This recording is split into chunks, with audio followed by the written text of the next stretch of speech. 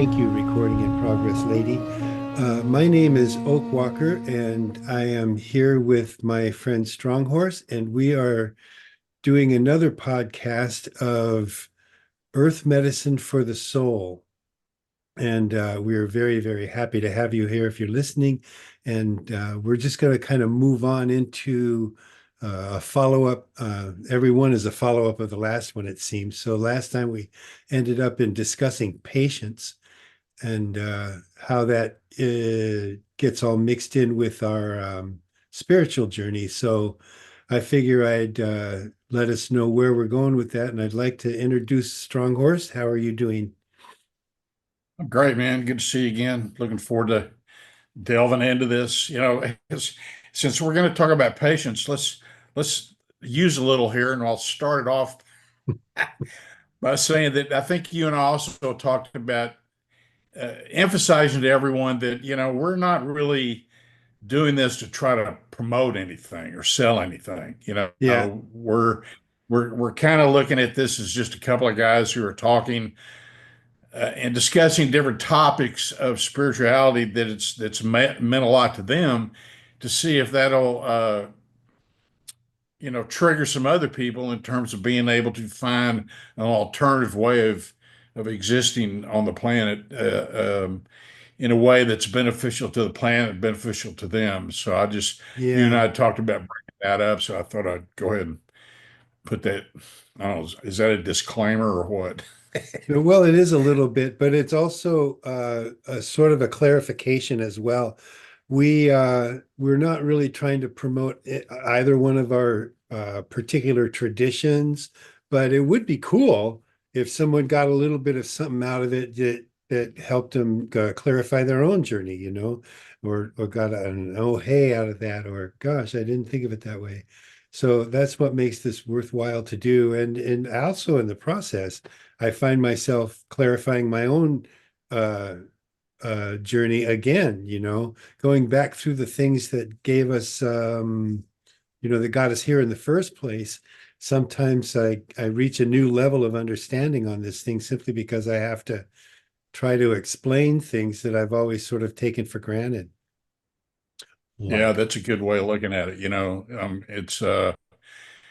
I mean, it's interesting to take these topics in a way that allows us to exercise them, mhm. and through that process of exercising them, we get our own epiphanies that allow people to sort of reach the same kind of recognition or realization as we do in the process. So you had really kind of keyed on a lot of different things. I think the last time we brought up patience. So why don't you kick it off and tell us a little bit about, how that figures into your life?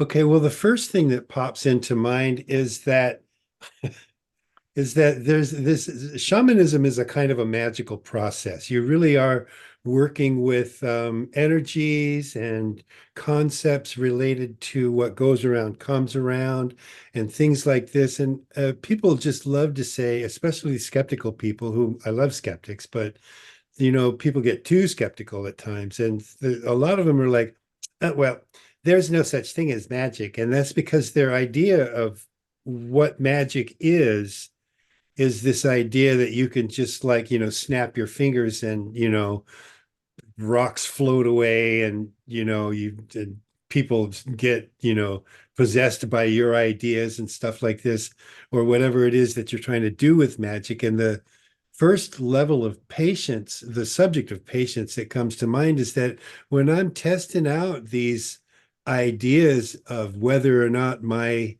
intentions actually have some effect in the universe, it requires patience to wait out the results of that test, right? And even in the Absolutely. Wiccans, when they say I'm doing a spell, which is the same thing as saying I am putting my intention out into the universe. They're just trying to crystallize it down into a very, very, very good intention. But they're still talking, like it's going to be 2 weeks. In the next 2 weeks, you're going to see some Right. results, right? It's not like Right. tomorrow generally.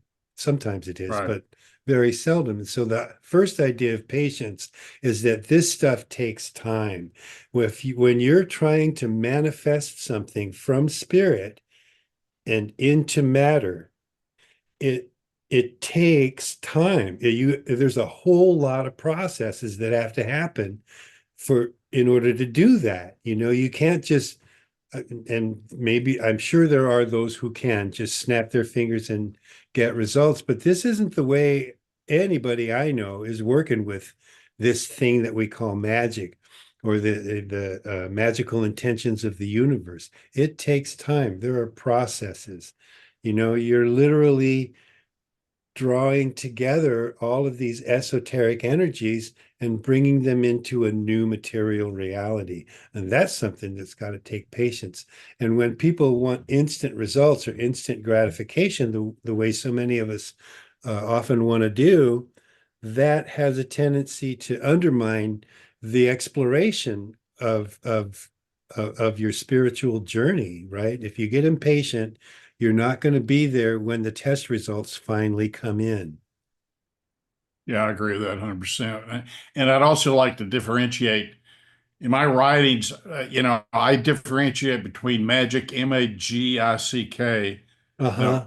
magic, and magic, magic. And the difference is magic, the typical sort of stage magic is Yeah. illusion. It's Yes. traction. See this here, now see it there, and Right. it's a trickery, Legerdemain. you know. Yeah. Yeah. But magic is magic is how the natural world creates. Exactly. There's nothing more magical than creating a child.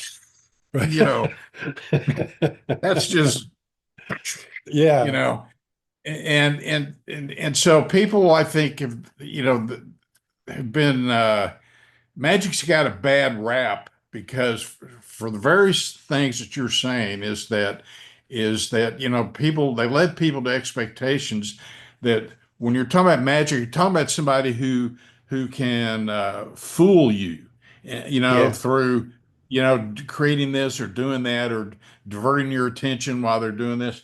Yeah. But the real magic, the natural world magic, is something that it marches in it to its own tune. And so Exactly. patience comes in is you've got to say, all right, I'm not going to lead this. I'm going to follow it. Hmm.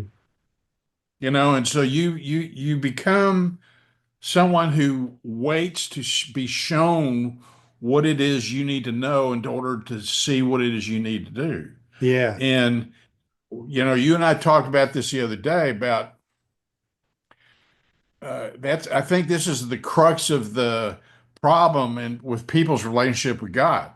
They Hmm. they think God should like be there immediately.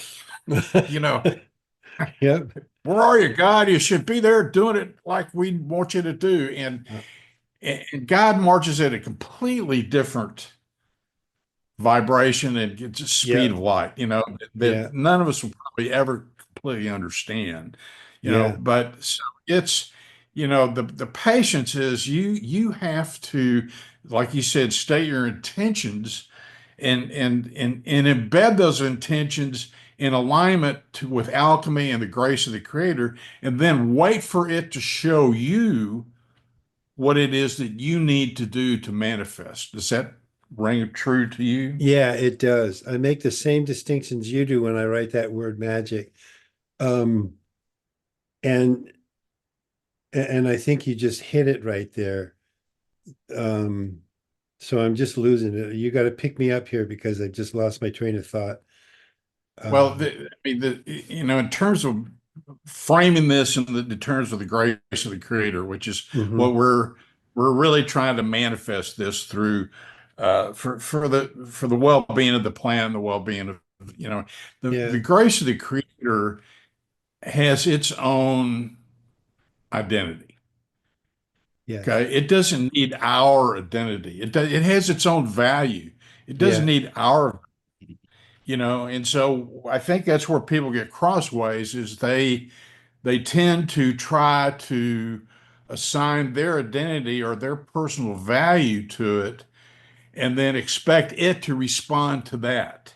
Yes. Where instead of, as opposed to saying, all right, let's just accept that maybe it has its own identity and its own value, and let's try to discover that and see what it wants to do. Right, the discovery, that's the great word there.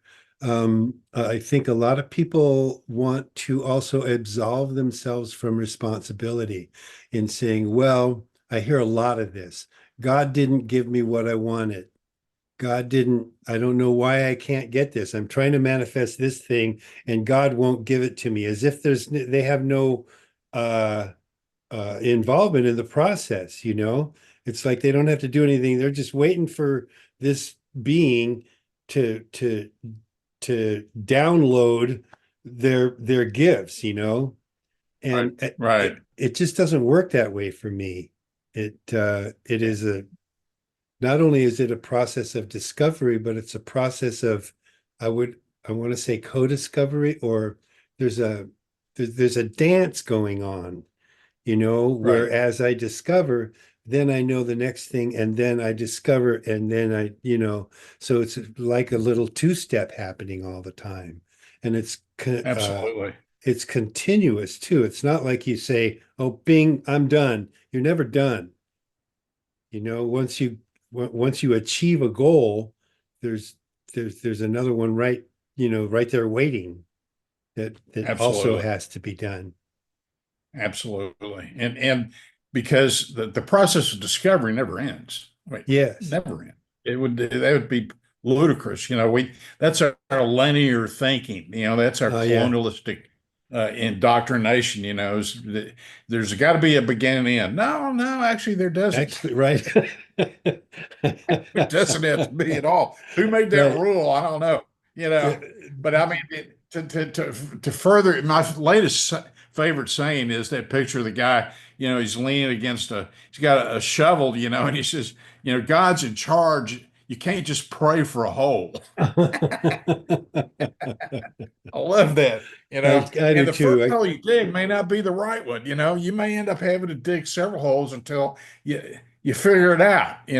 So Yeah, that's just the way they roll. But I think that once you absorb the process and absorb the alchemy into your spirit energy body, then you start developing a sense of knowing, and yeah. knowing will allow you to dig the first hole in the first place exactly the way it needs to be. But that doesn't happen like that. It doesn't happen overnight. Yeah. You know, It's you have to train yourself to be able to get to that place where your knowing expands to a place to where you can start co-creating with the universe, mhm. and then you're operating with minimum effect, maximum effect with minimum effort. Yes. I love that one Sacred too. law. And it's beautiful. Or so patience for me is trying to arrive at that place. The allowing and the patience are about the same sort of process. Yeah, it's a training. Hmm. There's nobody I know, and you and I have talked about this before, that there's actively involved in any kind of shamanic path that hasn't had years of training. Right. Right. You Years of can't. training. And I thought I was No, just going to be able to go out there and go, hey, I've learned, you know, I've been doing this 2 years now. Let me tell you what I've learned. No, right. Yeah. it doesn't That's work that the way. little bit of knowledge is really dangerous Really scenario. dangerous. And another Yeah. thing, so to get to pull out another worm out of the bag, there's this adage that I've often gone by, and I tell people, don't pray for patience. Whatever you do, if you want an easy life, if you want the maximum um, result for the minimum effort, do not be praying for your own patience, because the only way that you're going to get patience is if you're tested and tested and tested and tested. And it will backfire on me every time. It always has. Praying for patience has been a terrible idea. But since you know you're going to be tested for your patience anyway, whether you pray for it or not, what you want to develop is fortitude. and this is what I've been, teaching the boys lately, is that really the way to patience is to develop your internal strength so that you're not so vulnerable and fragile down there while the testing is going on, you know.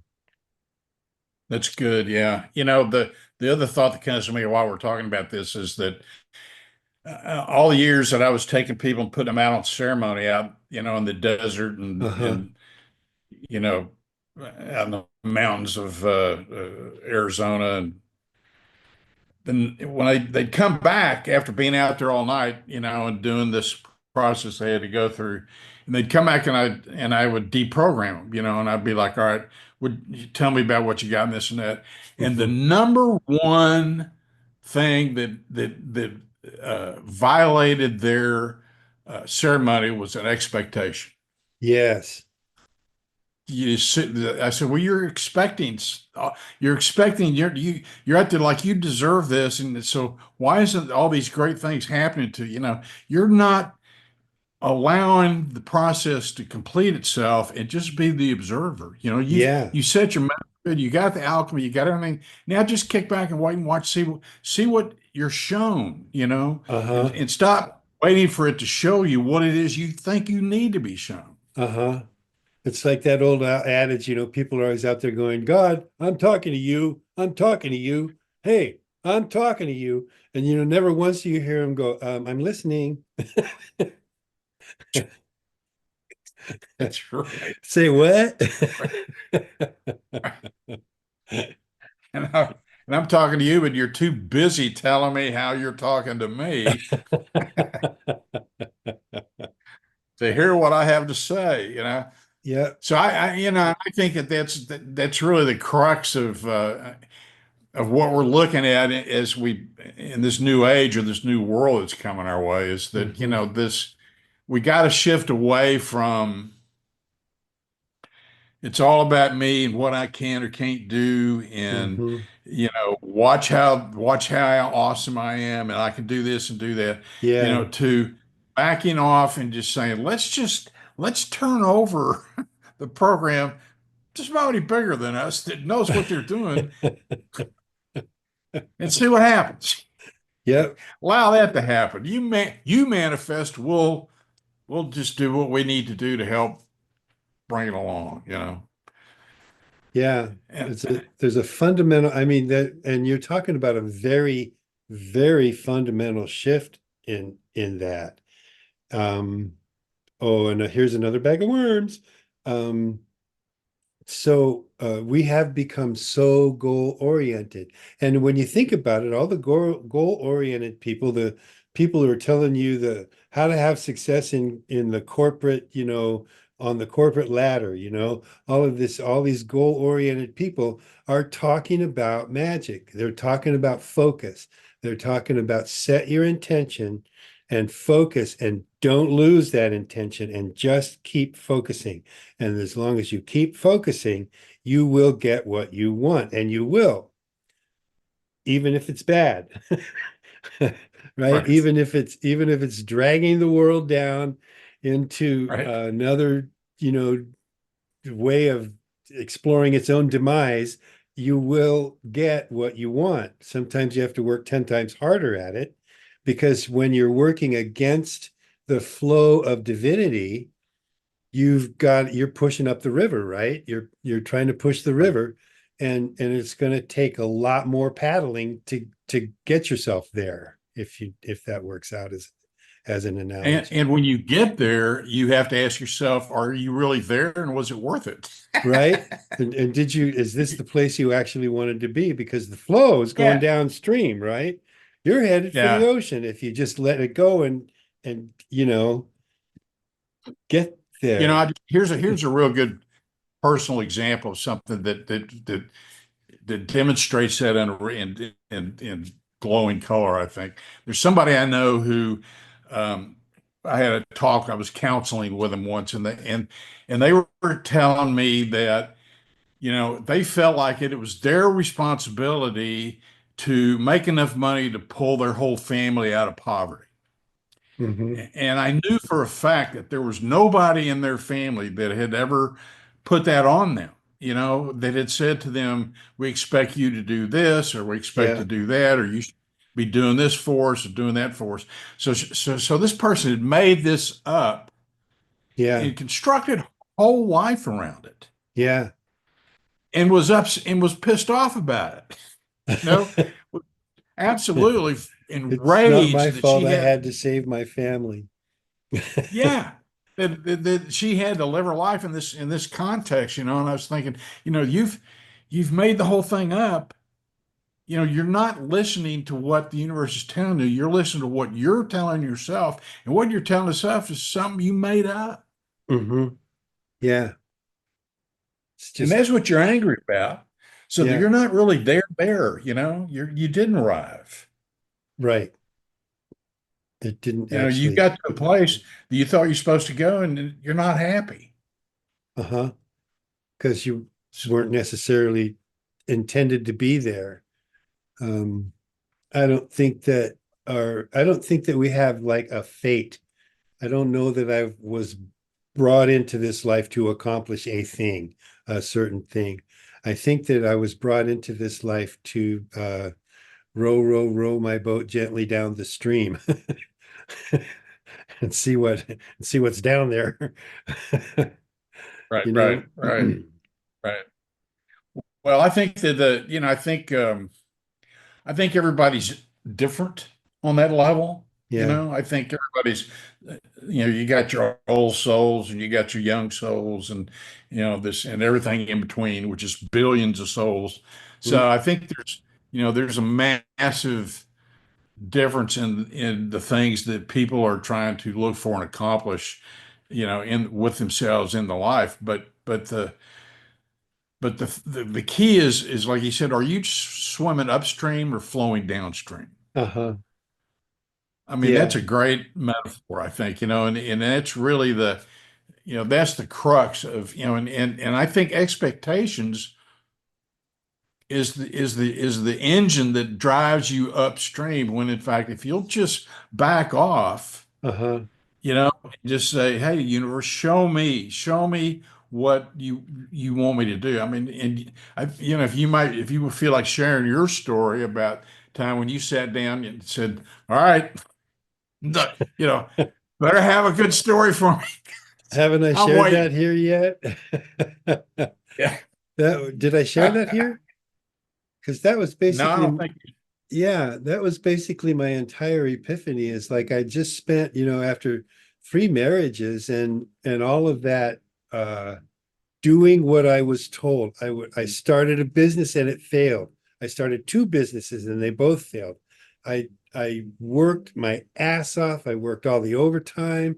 I got my, you know, uh, electronic certificate and I did everything that I was supposed to be doing. And my life sucked. It was a complete failure. I had just got kicked out of my house for the third time and I was a mean person. I didn't like myself. I didn't like my life. And when I sat down there on that day and I just went, I'm done. I'm out. I've had it.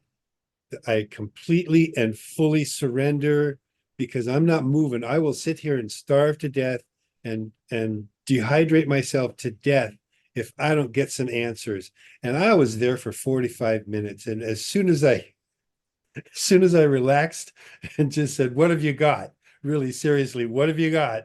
It was there. Boom. All of a sudden, I'm surrounded by these light beings in my head, and they're like going, "Well, here's what it is."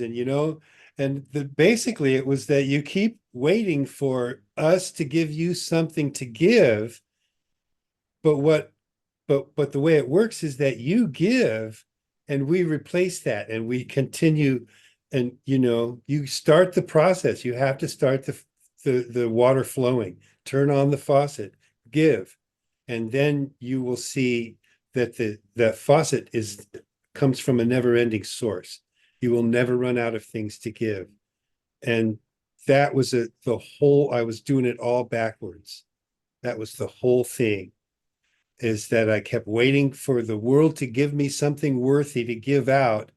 And meanwhile, I was starving because I wasn't giving anything to grease the wheels, if you will. And that It's a just great story. kicked the whole thing off. Yeah, that's a 45 great minutes story. on that. I just watch it was like watching a movie going, oh, oh, oh, you're what? No, okay.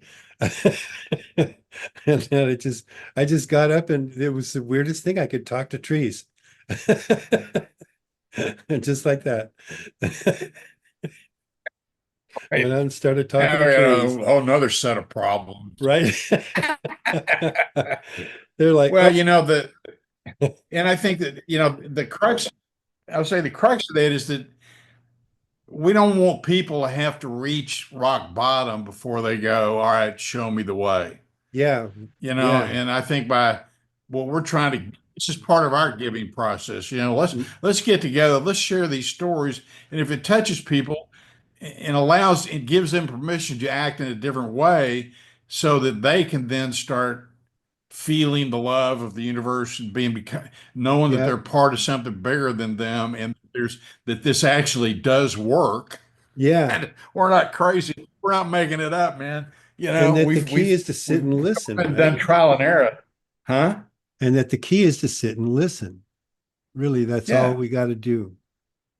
Just sit Yeah. and listen. Excuse me. We Yeah. got I mean, my, go ahead. we got the little running Frame. out of time thing. All right. Well, I'm good. Let's pick it up again and the next time, and Okay. we'll figure out a good starting space. Yeah. Um, I'm going to turn the recording off now and thank you very much. Let me say goodbye to all of our faithful, loyal listeners that must be out there. Of course, they have to be out there. We have to presume they are. And I'm just going to say thank you from Oakwalker. Thank you from Stronghorse. We'll see you on the flip side. Okay, and there we go.